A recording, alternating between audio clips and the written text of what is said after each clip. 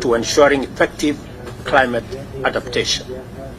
These investments will enable low-carbon, climate-resilient development, not only for Africa, but also for the global community. In February, in Addis, I also propose hosting an investment forum in partnership with the International Renewable Energy Agency, IRENA, for the Accelerated Partnership for Renewables in Africa, commonly known as APRA, which was launched in COP28. I am pleased, leaders, ladies and gentlemen, to announce that the investment forum will take place next month in Nairobi, primarily to accelerate renewable energy in our continent. Africa's energy systems require significant investment to tackle pervasive energy poverty and meet the demands of our growing population.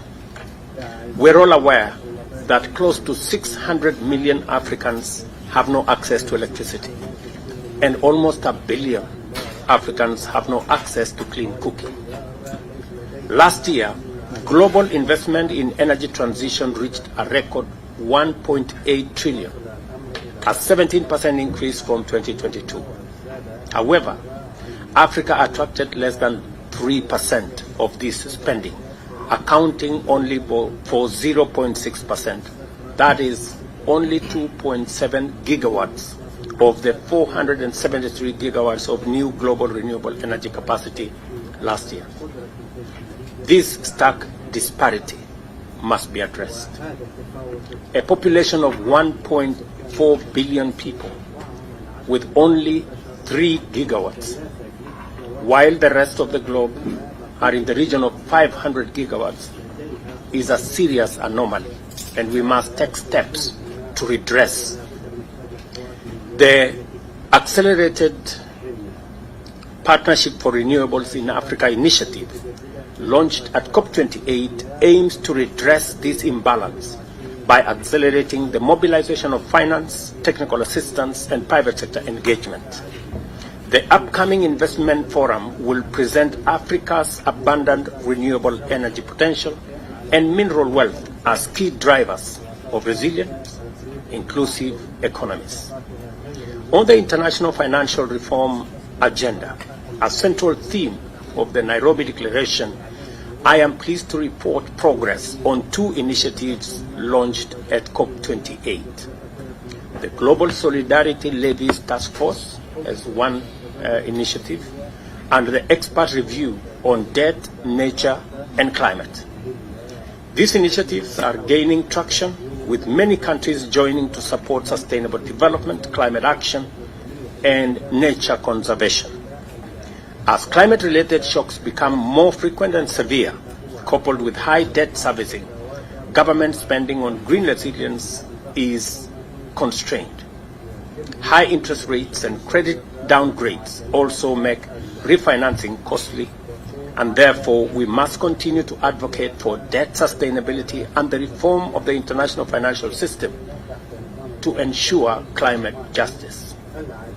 On the subject of reform, I have written to the incoming COP29 presidency, and I spoke to them yesterday, to request a high-level political event during the World Leaders Summit, focusing on measuring the green wealth of nations, specifically natural capital and economic productivity in Africa. This event will be led by the Congo Basin countries, and I have spoken to our elder President Sassou Nguesso to lead the way. And the African Development Bank President Adesina has agreed to take charge of this initiative, aiming to re-index GDP to accurately reflect the true wealth of our nations. It is not correct for a wealthy continent like Africa to be classified as poor merely because our wealth has not been taken into account. We will be having a meeting next Monday in Congo Brazzaville, led by the Africa Development Bank, with selected 14 countries to prepare our position for the meeting in COP29. Finally, in February, we tasked the Africa Union Commission with streamlining governance mechanisms for climate change in Africa. This includes aligning the work of this committee with the African Ministerial Conference on Environment, AMCEN, and the Africa Group of Negotiators on Climate Change. I am pleased to inform that during the recent AMCEN meeting in Abidjan, Côte d'Ivoire, the establishment of a secretariat under the AUC for AGN was discussed. And hopefully, we can have a position in this meeting. The Secretariat will help link and coordinate all our initiatives, including the Africa Green Industrialization Initiative and the Africa Climate Summit. This is a significant step towards consolidating our efforts to tackle the climate crisis, enhance green growth, and promote sustainable development across our continent. Ladies and gentlemen, with these few remarks, let me now request my brother, Musa Faki, President of the Africa Union Commission, to make his statement. Thank you very much, Your Excellency. Your Excellency Mohammed Sheikh Al-Ghazwani, President of the Islamic Republic of Mauritania and Chair of the African Union. Your Excellency Dr. William Samoei Ruto, President of the Republic of Kenya and Coordinator of the Committee of African Head of State and Government on Climate Change. Excellencies, Member of CAHOSC, Excellencies Ministers, Commissioner Sako Josefa, distinguished ladies and gentlemen. Let me begin by appreciating Your Excellencies for honoring the invitation to participate in this meeting of the highest organ of our Union on climate change. This is a clear testament of the high importance you attach to climate change issues on the continent. Excellencies, Africa has been warming faster than the global average due to the greenhouse emissions emanating from other continents. This year, once again, Africa has experienced devastating floods in Central, East, North, and West Africa, while Southern Africa has been hit by severe drought. This cycle of natural disasters will more likely increase. What is clear is that climate change has sucked the momentum out of economic growth for the affected member states. In fact, studies indicate that many African nations are losing up to 5% of GDP due to climate change impacts. The harm is growing deep and huge. Excellencies, from Cairo to Cape Town, from Dakar to Dar es Salaam, year on year, we continue to record increasing climate-induced disasters. Some of our member states have declared a state of emergency on either drought, flood, or famine. Yet, the pledge of $792 million to the Loss and Damage Fund at the 28th Conference of the Parties in Dubai are like a drop in the ocean compared to the magnitude of the resources required to address loss and damage annually in Africa alone. Coupled with this alarming situation, Africa's debt burden continues to climb as most of the resources that would have been used for other developmental projects are diverted to address the ever-increasing impacts of climate change. The rules for climate financing are unfair. They are wrong. They must change as they must consider Africa's unique circumstances, as it is morally unacceptable that African countries are finding themselves on climate overseas development assistance, loan debt despite not carrying any historical responsibility for the climate crisis. Excellencies, to contribute towards the solutions to climate change and related potential innovative financing mechanisms.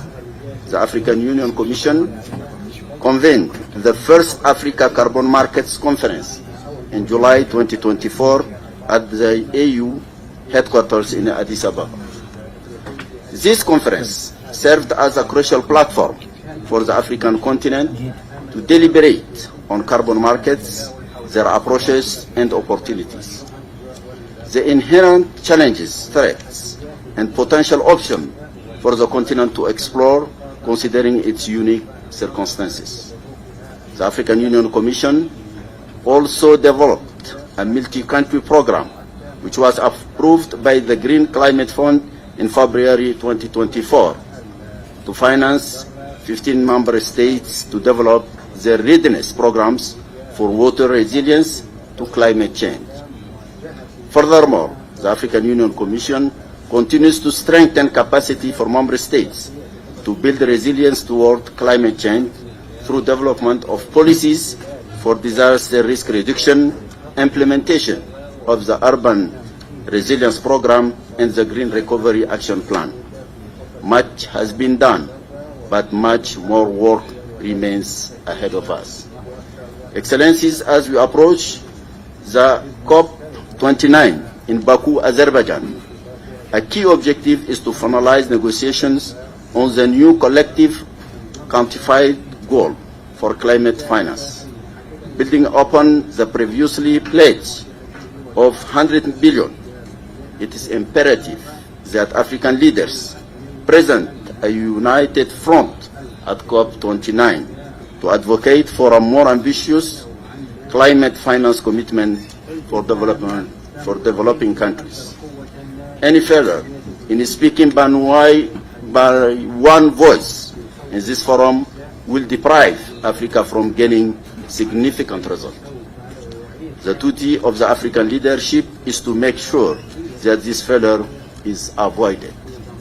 This is crucial to restoring trust in the international climate finance architecture and ensuring that Africa receives the necessary resources to address the devastating impacts of climate change. Another crucial expected outcome of COP29 is the finalization of Article 6 of the Paris Agreement, which will establish clear rules for international carbon markets. Speaking with one voice and strong as Africa will be crucial in this rule-making global forum. Excellencies, as I conclude, I would like to assure you that the African Union Commission remains committed to support our member states to deliver on their ambitious plans to build resilience for our people to climate change. The new leadership, which will be elected during our summit in next February 2025, will find a very well-paved way to deliver and perform in this challenging space. I wish you fruitful deliberation. Thank you, Mr. President. Thank you very much. Ladies and gentlemen, let me now request and invite His Excellency Mohammed Gold Sheikh Gozani, President of the Islamic Republic of Mauritania and our Chair of Africa Union, to make his statement. Your Excellency, you have the floor.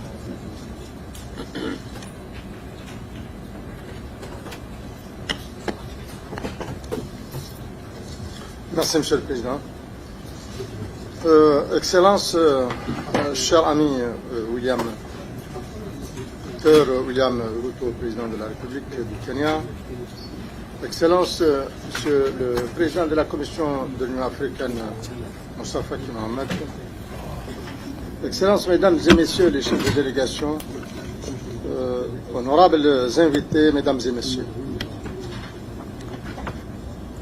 Permettez-moi tout d'abord d'exprimer mes sincères salutations ainsi que la gratitude de mon pays pour l'initiative audacieuse de mon cher frère et ami, le président de la République du Kenya. Son engagement constant à réunir les États africains autour d'un sujet d'une importance capitale comme celui des changements climatiques témoigne de son leadership. À quelques mois de la tenue de la COP 29 en Azerbaïdjan, cette démarche de coordination et de concertation nous permettra de répondre à l'urgence d'une action renforcée à l'échelle. Dans cet esprit, je tiens également à les féliciter chaleureusement pour l'organisation du tout premier sommet africain sur le climat en septembre 2023. Sommet historique a permis l'adoption de la déclaration de Nairobi des dirigeants sur les changements climatiques.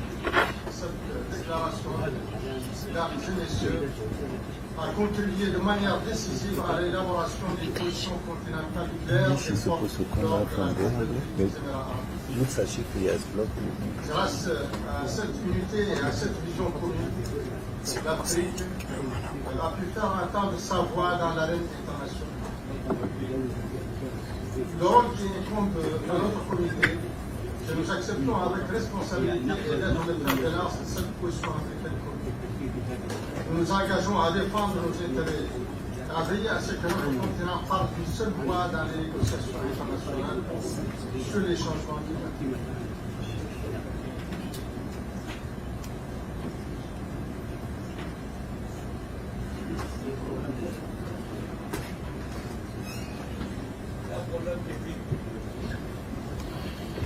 Problème technique.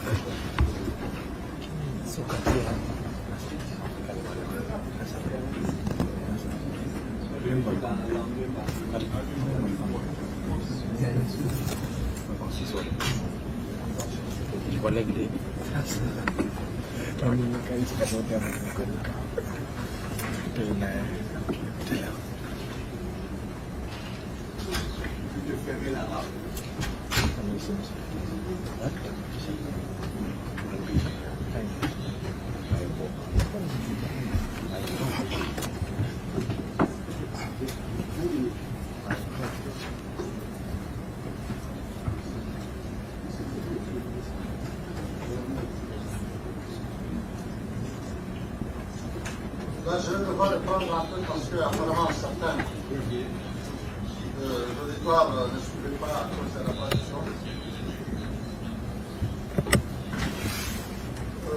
Permettez-moi tout d'abord d'exprimer mes sincères salutations ainsi qu'à la gratitude de cette audacieuse de mon cher frère et ami, le président de la République. Son engagement constant à réunir les États africains autour d'un sujet d'une importance capitale comme celui des changements climatiques témoigne de son leadership. À quelques mois de la tenue de la COP 29 en Azerbaïdjan, cette démarche de coordination et de concertation nous permettra de répondre à l'urgence d'une action collective renforcée à l'échelle du continent. Dans cet esprit, je tiens à les féliciter chaleureusement pour l'organisation du tout premier sommet africain sur le changement climatique. African summit held in Nairobi in 2023. This historical summit made it possible to adopt the Nairobi Declaration of the Heads of State on Climate Change. This declaration, ladies and gentlemen, has contributed in a decisive manner to the preparation of a clear continental position which was presented at COP28 in the UAE. And through this vision, Africa made its voice heard on the international scene. The role of our committee, which we accept with responsibility, is in fact the tool that we want to use, and we want to make sure that our continent speaks with one voice at international negotiations on climate change. Our collective action is our force, and this unity is more than ever necessary. In the coming months, while we prepare ourselves for COP29. One of the major issues of the negotiations is to provide a collective approach that will obviously replace the crucial objective of $100 billion, and for adaptation requires close coordination between our member states.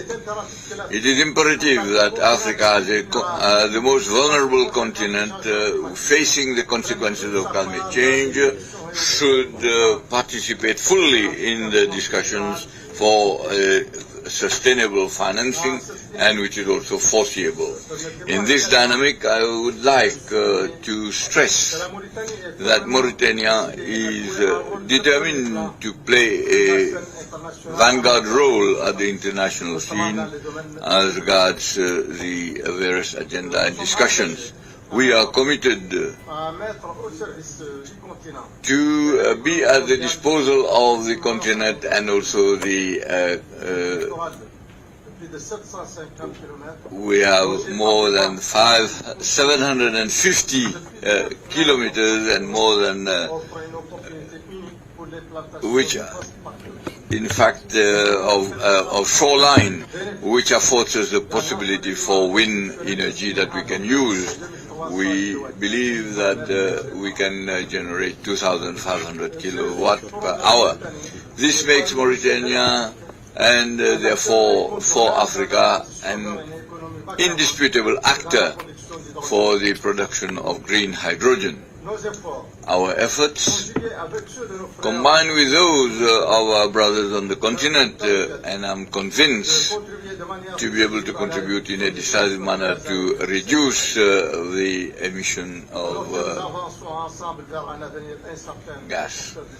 And we obviously carry the hope, and we hope that Africa will remain united, determined and ambitious. The time has come to transform our resources and our opportunities into concrete action for the benefit of our peoples and the future generations, and I thank you.